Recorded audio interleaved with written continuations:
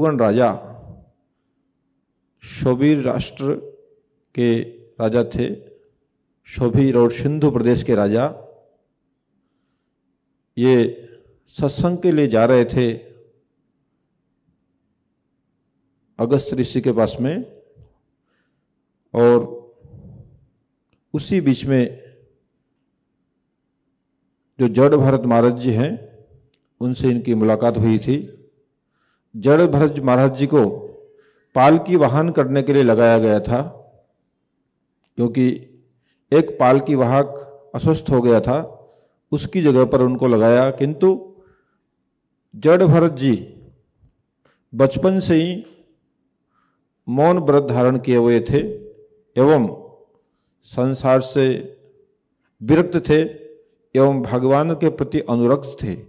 भगवान के प्रति उनका चरम अनुराग था। पूर्व जन्म में उन्होंने जो गलतियां की थी, जिनके कारण उनको अपना 2 जन्म नष्ट करने पड़े।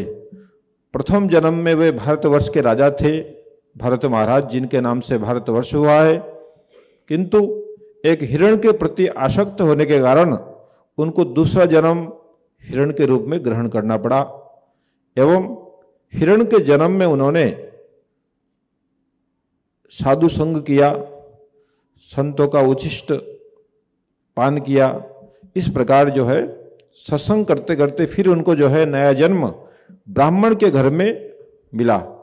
किंतु उन्होंने बचपन से ही इस संसार में किसी भी वस्तु में आसक्त नहीं होना है, ऐसा उन्होंने प्रतिज्ञा किया।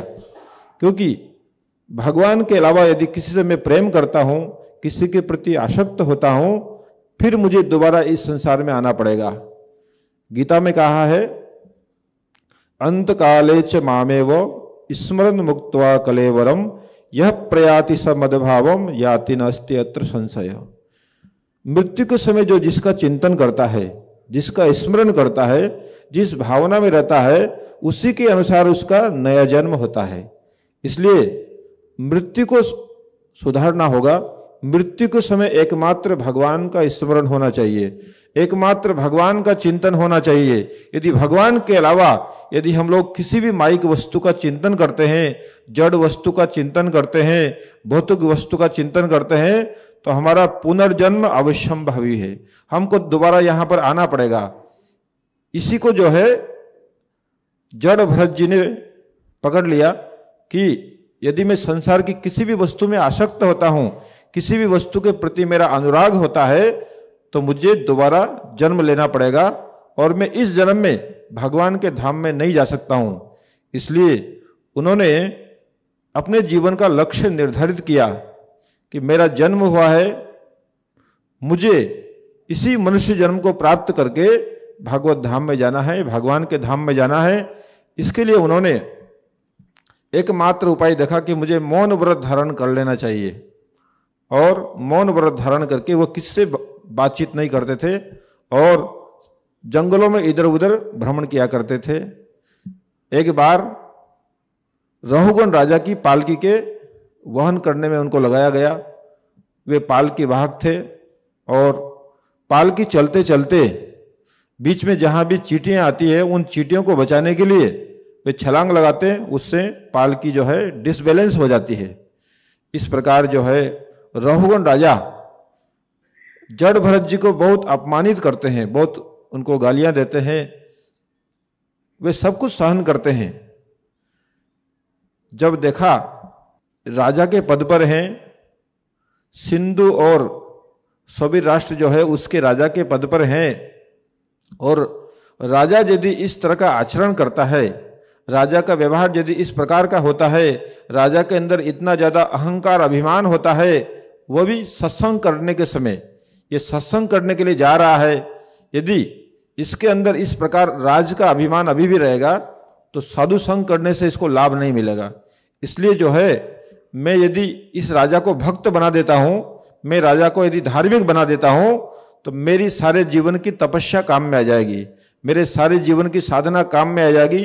क्योंकि मैंने अपने आप को बचाने के लिए मैंने कोई परमार्थ नहीं किया, मैंने दूसरों को कोई शिक्षा नहीं दिया, किंतु आज मैं पहली बार यदि मुंह खोलता हूं और मैं इस राजा को यदि भक्त बना देता हूं तो ये समस्त प्रजा को धीरे धीरे भक्त बना देगा और मेरी साधना सफल हो जाएगी। इस प्रकार जो है वो रहुगण राजा को ज्ञान देते हैं, हे राजन, तुम जिनको अपमानित कर रहे हो वो मेरा शरीर है, वो मैं नहीं हूं।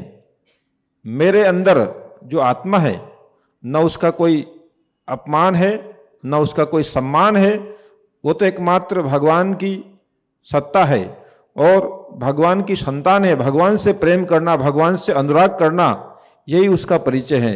इस संसार का सुख दुख, लाभ हानि, जय पराजय, मान अपमान, ये आत्मा को स्पर्श नहीं करता है। तुमने जितने भी शब्द कहे वो मेरे शरीर को लगे होंगे किंतु आत्मा को नहीं लगे। और मैं अपने आप को कभी शरीर नहीं मानता हूं, मैं अपने आप को आत्मा मानता हूं। मैं भगवान का दास हूं, मैं भगवान का सेवक हूं। इस भूमिका में मैं अधिष्ठित रहता हूं। इसलिए तुमने भी जितने भी अपमानजनक वाक्य बोले हैं उससे मुझे कोई फर्क नहीं पड़ा, क्योंकि मैं अपने स्वरूप में स्थित हूं, अपने ज्ञान में स्थित हूं, मुझे पता है मैं कौन हूं।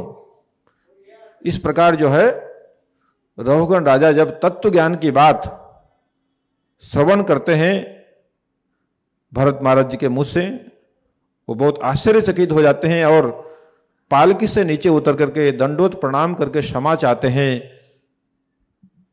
हे मुनिवर, हे गुरुजन, हे गुरुदेव, मुझे क्षमा कीजिए, मैंने आपको पहचाना नहीं।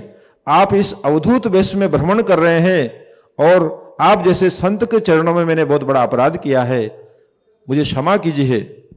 और आपने जो तत्व ज्ञान प्राप्त किया है, ये तत्व ज्ञान कैसे प्राप्त किया जाता है मैं उसको जानना चाहता हूं। किस प्रकार जो है इस तत्व ज्ञान को प्राप्त किया जाता है। उस समय भरत जी बोलते हैं, रहुगण एतत् तपसा न जाति न च छंदसा नैव जलाग्निसूर्य बिना महत पादरजोभिषेकम। रहुगण एतत् तपसा न जाति न च इज्या प्रणवात गृहीत्वा। जड़ भरत जी बोलते हैं, हे राजन, रहुगण एतत् तपसा न जाति, तपस्या के द्वारा जो है ये ज्ञान प्राप्त नहीं होता है। और ब्रह्मचर्य के द्वारा गृहस्थ वानप्रस्थ ये वर्णाश्रम धर्म का हम लोग जो पालन करते हैं इसके द्वारा भी ये तत्व ज्ञान प्राप्त नहीं होता है। न बहुत ज्यादा देवी देवताओं की उपासना करने से ये ज्ञान प्राप्त होता है, न बहुत ज्यादा दान इत्यादि करने से प्राप्त होता है, न बहुत ज्यादा पूजा पाठ करने से प्राप्त होता है। ये कैसे प्राप्त होता है? न बिना महत पाद रजोभिषेकम। जब तक संतों के चरणों की धूल, जब तक महात्माओं के चरणों की धूल हमारे मस्तक पर नहीं लगती है, जब तक संतों की कृपा, महात्माओं की कृपा, गुरुजनों की कृपा जब तक हमारे जीवन में नहीं बरसती है, तब तक ये तत्व ज्ञान प्राप्त नहीं होता है। जिनको भगवान का तत्व ज्ञान प्राप्त हुआ है, भगवान के बारे में जिनको ज्ञान प्राप्त हुआ है, इससे महात्माओं की जब कृपा होती है तभी हम लोग जाकर के उस तत्व ज्ञान को प्राप्त कर सकते हैं। और रहुगण राजा आगे बोलते हैं, यत्र उत्तम श्लोक गुणादिवादः प्रस्तुयते ग्राम्य कथा विगातः निशिव्यमाणो अनुदिनं मुमुक्षुर्मतिं सतिं गच्छति वासुदेवे। और रहुगण राजा आगे बोलते हैं, यत्र उत्तम श्लोक गुणानुवाद, जहां पर भगवान की कथा का कीर्तन होता है, जहां पर भगवान का गुणगान होता है, यत्र उत्तम श्लोक गुणानुवाद प्रस्तुते ग्राम्य कथा विगात। भगवान की कथा, भगवान का कीर्तन और भगवान के गुणगान की महिमा क्या है? संसार की वार्ता, संसार की चर्चा, भौतिक चर्चा स्तब्ध हो जाती है, बंद हो जाती है। भगवान के नाम में इतनी शक्ति है, भगवान की कथा में इतनी शक्ति है कि वह संसार की वार्तालाप को बंद कर देगी। यत्र उत्तम श्लोक गुणानुवाद प्रस्तुते ग्राम्य कथा विगातः।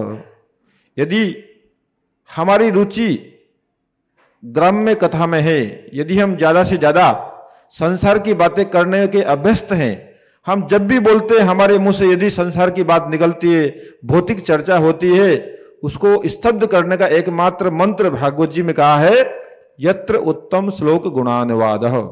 यदि हम ज्यादा से ज्यादा कृष्ण कथा बोलना आरंभ कर दें, यदि ज्यादा से ज्यादा कृष्ण का गुणगान करना आरंभ कर दें, तो यह ग्राम्य कथा स्तब्ध हो जाएगी, वहां पर ग्राम्य कथा का प्रभाव नहीं दिखाई देगा।